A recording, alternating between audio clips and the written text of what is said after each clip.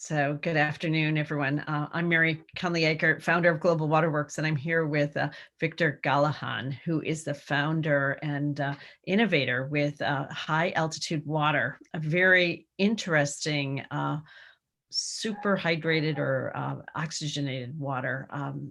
technology. I'd like to hear more about what prompted you to search out this technology, Victor, and what can people expect to find from it? Yeah, well, it was really kind of by default, I guess. I had gone up to high altitude above 8,000 feet and got very sick. And so I had to go back down the mountain. I went back a few months later. I got very sick again and had to come down the mountain. And so the third time that I went back, which was actually a little bit after several months, or almost a year, I was wondering if I would get sick again. And I did not. I had actually acclimated, but that started my search for trying to find out, why do people get sick at high altitude? Is it just the oxygen? And I found out that is the main portion of it. Also has to do with hydration. So I started doing some research, and I found this company that had just recently started with a super oxygenated water with nanobubbles, which Mhm. allows the oxygen to stay in the water for an extended period of time. It appears to be about 400% more oxygen than you would find, extra oxygen normally occurring in a bottle of water, for example. So the theory was that if we could take this water and try it with people that had high altitude sickness symptoms, that it might make an improvement. And so I acquired one of the machines, started bottling the water, and took it up to do some tests, and had some very, very fast and very positive results from using this with people who had high altitude sickness. So that proves the theory to start with. Oh, wonderful. The extra oxygen added to the blood allows for them to thrive even where oxygen is limited with high altitude. Absolutely, yeah, and Yeah. and we have that with people who not just getting over the symptoms for a few minutes, but have been able to go for days then on the oxygen and never really have any more symptoms.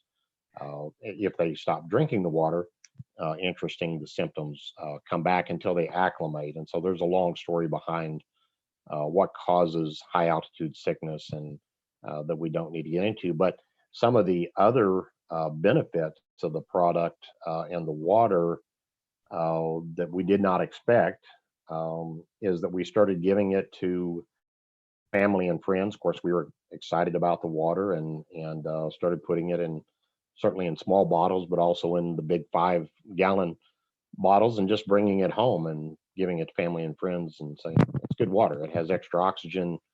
Uh, we'd like for you to try it. And had just a number of different effects that were unexpected, and all positive. So that's led us on a journey that we had not expected to be on. We thought we were going to be just with the high altitude sickness as Right. the main Right. benefit. And what was fascinating is going to your website, inspiredwaters.com, or your team's Mhm. website, and Right. seeing the microscopic pictures, the difference before and after. And that happens just with 2 cups of water. Tell us about what happens in the Right, blood. and I'd mentioned to you before, when I first found this technology, it just so happened that they were doing a study with dark field microscopy, which is the reference that you made to the videos, which allows you to just basically put blood. They take a blood sample and put it, before it stops moving and dies. They actually put it uh, in a microscopic video, basically, where you can see it on a screen. And that was actually going to happen later that week. And so I had some people that we knew that actually participated before I even had the equipment. And it was, again, amazing, because they would just drink a little bit of water. They'd take a before sample of the blood, Mhm. and then they would drink a couple of cups of water, and then come back 10 or 15 minutes later, and the difference was extremely visible, extremely apparent. And even the person who has been doing the dark field microscopy studies, and the person who ran the equipment had been doing this for 20 years, and you can hear the excitement in their voice. They were amazed at the results and very excited about it. And we've repeated that study in England last year as well, with the same results and actually even better. And I Because the hear this, that's incredible. And this water, super oxygenated water, is going to be available on the market comparable to premium water brands. right, So, yeah, as the price point, it's not going to be, out of reach for the average person.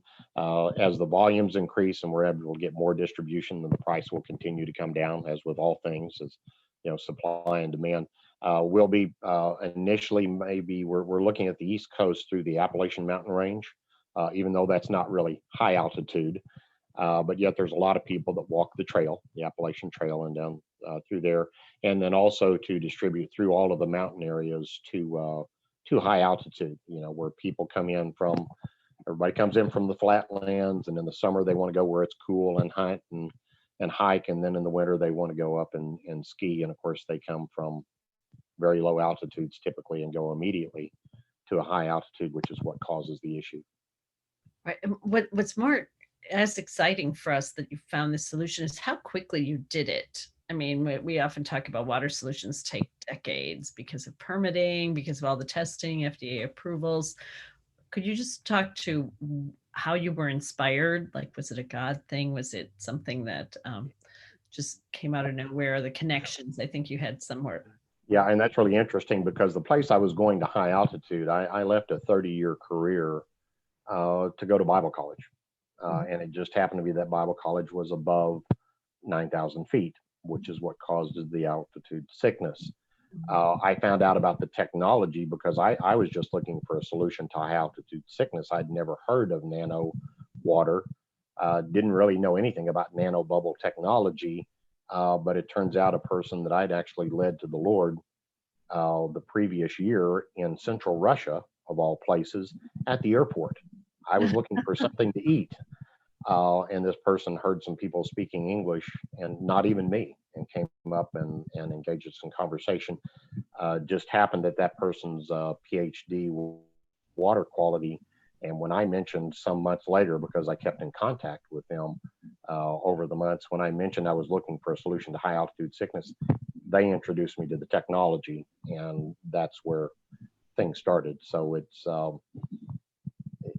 not me. It wasn't anything to do with me. I just continued to walk along the path, and things came to me. So that makes it even more exciting because it. Oh, right. And if you can replenish, that glass of water, give some physical water, people might be interested in the living water, and it opens up all sorts of dialogues when it becomes healing water too. Yeah, it does. And when people come to you for help, and sometimes they don't have the faith for healing, depending on where they're coming from or the area that you're in, kind of makes that difficult conversation to even happen.